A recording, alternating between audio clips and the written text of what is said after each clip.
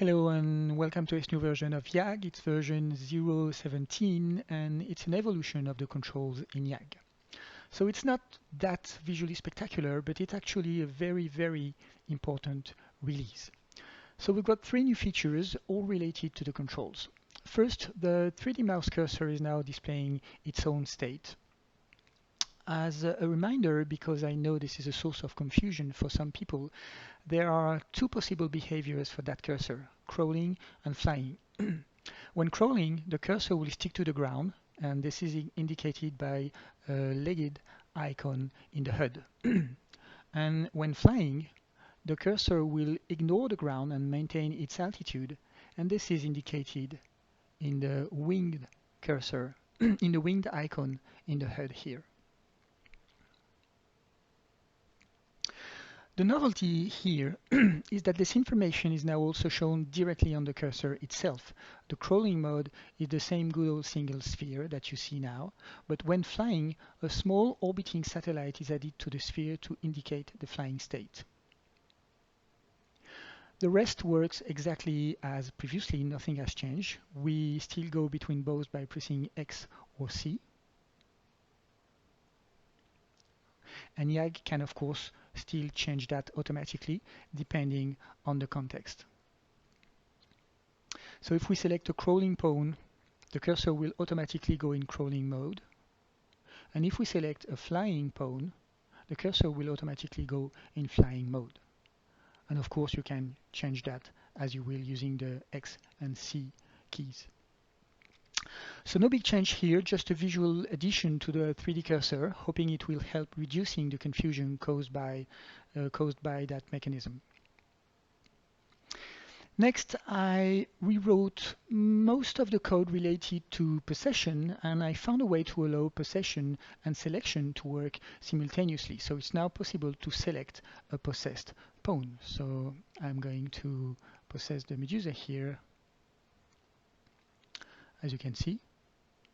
But now, even if I'm possessing it, I can still select it and move it the usual way with the mouse. Okay, so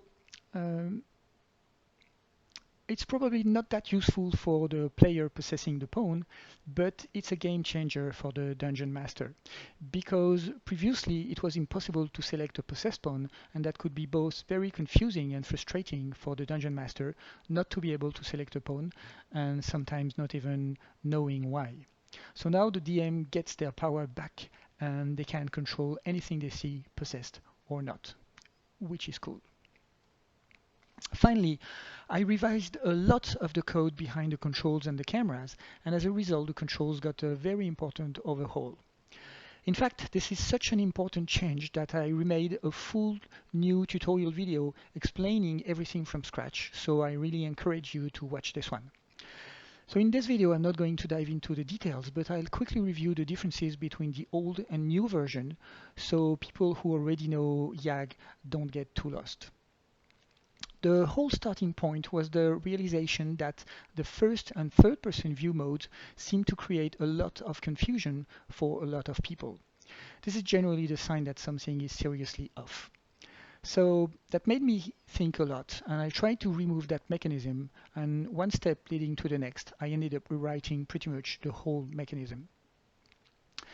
So if you want a simple picture, you can see it this way. Now, when in free flight mode, you are always in what used to be the first person view, and when attached to a pawn, you are now always in what used to be the third person view. Internally, YAG is just not thinking in terms of first and third person view anymore. This has been completely removed from the code. What really matters now is whether you are attached to a pawn or not, and the rest is automated as much as I could.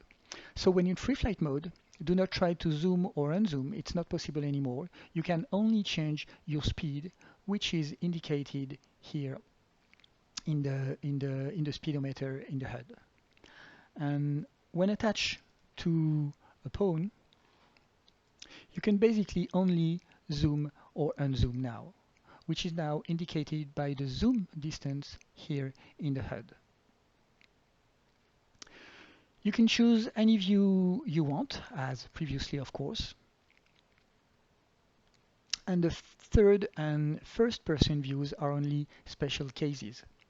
The third person is now the default you'll get when double-clicking the mouse wheel. And to go first person, you just have to zoom to the maximum.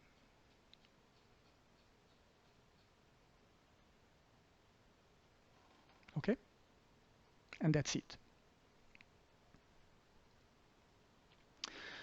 So this wraps up this video. I hope you'll appreciate the new controls. Thanks for watching and see you in the next. Bye.